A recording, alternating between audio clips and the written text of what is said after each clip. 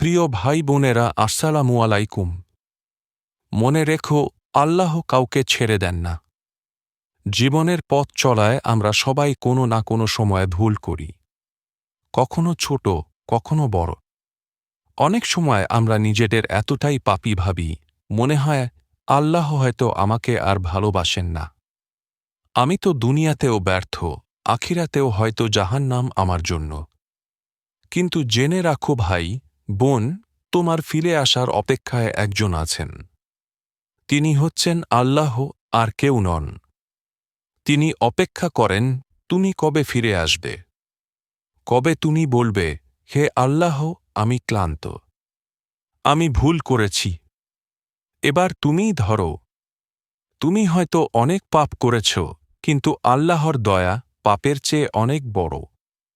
আল্লাহ বলেন, হে আমার বান্দারা, যারা নিজেদের প্রতি জুলুম করেছ, তোমরা আল্লাহর রহমত থেকে নিরাশ হও না। নিশ্চয়ই আল্লাহ সমস্ত গুনাহ ক্ষমা করেন। সূরা জুমার আয়াত ৫৩। এই আয়াত শুধু কোনো সাধারণ বান্দার জন্য নয়। এই আয়াত তাদের জন্য যারা দিনের পর দিন, বছরের পর বছর গুনাহে নিমজ্জিত থেকেছে, যারা ভাবছে আমার আর ক্ষমা নেই। এই আয়াত তাদের জন্য যারা রাতের অন্ধকারে কাঁদে কিন্তু জানে না কোথায় যাবে। আল্লাহ তোমাকে জানিয়ে দিলেন, তুমি ফিরে আসো, আমি আছি। আল্লাহর দরজা সবসময় খোলা। তুমি শুধু একবার কড়া নাড়ো। আল্লাহর দরজা কখনো বন্ধ হয় না।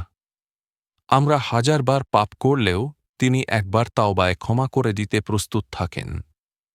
এমনকি হাদিসে এসেছে, যদি তোমার পাপ আকাশ পর্যন্ত পৌঁছায়, তারপর তুমি অনুতপ্ত হয়ে আমাকে ডাকো, আমি ক্ষমা করে দেব। তিরমিজি। তাই একবার ভেবে দেখো কতটা দয়ালু তোমার রব। মানুষ তো একটু ভুল করলেই ছেড়ে দেয়, কিন্তু আল্লাহ, তুমি ভুল করে ফিরলে তিনি তোমাকে বুকে টেনে নেন। তোমার কান্না আল্লাহ জানেন, এমনকি যদি কেউ না জানে। তুমি হয়তো এমন এক সময়ে আছো যেখানে কেউ তোমার পাশে নেই। তুমি হয়তো এমন এক গুনাহে ডুবে আছো যা কাউকে বলতেও পারো না। কিন্তু তুমি জানো কি? আল্লাহ জানেন। তুমি যখন রাতে একা কাঁদো, তুমি যখন নিজের পাপের ভারে দম বন্ধ অনুভব করো, আল্লাহ তখনও আছেন তোমার কাছে। তুমি শুধু বলো, ইয়া আল্লাহ, আমি হেরে গেছি, এবার তুমিই ধরো। দেখো কেমন করে তিনি তোমাকে অন্ধকার থেকে আলোতে নিয়ে আসেন। তোবা হলো ফিরে আসার শুরু। আজ থেকেই শুরু হোক। তোবা মানে শুধু গুনাহ ছেড়ে দেওয়া নয়, বরং এটা হচ্ছে ফিরে আসা।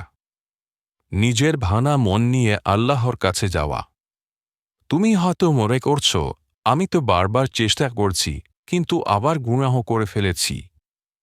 শোনো, তুমি যতবার পড়ো আল্লাহ ততবার তোমাকে তুলবেন, যতক্ষণ না তুমি নিজেই ছাড়ো। শেষ কথা, তুমি পাপী হতে পারো, কিন্তু তুমি আল্লাহর বান্দা। তুমি কোনো ফেরেশতা নও, তাই ভুল হবেই। কিন্তু আল্লাহর কাছে ফিরে না যাওয়াটাই সবচেয়ে বড় ভুল। শয়তান চায় তুমি হার মানো, নিজেকে পাপী ভাবতে ভাবতে আল্লাহর রহমত থেকে দূরে সরে যাও। কিন্তু আল্লাহ চান তুমি ফিরে আসো।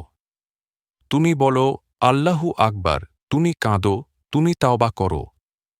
তুমি ফিরে এসো সেই প্রভুর কাছে, যিনি তোমার অপেক্ষায় আছেন প্রতিদিন, প্রতি মুহূর্তে। একটি দোয়া দিয়ে শেষ করি।